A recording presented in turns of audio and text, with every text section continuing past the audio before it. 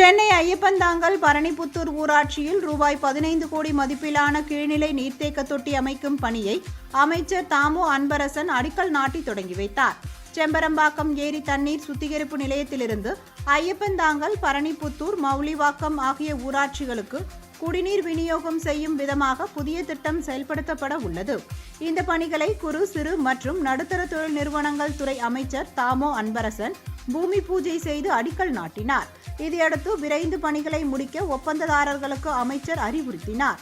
இந்நிகழ்ச்சியில் ஒன்றிய கவுன்சிலர்கள் லோயகநாயகி, சுவாமிநாதன், உஷா நந்தினி, எத்திராஜ், பாண்டியன், மாவட்ட பிரதிநிதி பாண்டுரங்கன், ஒன்றிய இளைஞரணி அமைப்பாளர் ஜனார்த்தனன், முன்னாள் துணைத் தலைவர் செந்தில்குமார், வார்டு கவுன்சிலர் சுஜாதா மற்றும் திமுக நிர்வாகிகள் கலந்து கொண்டனர்.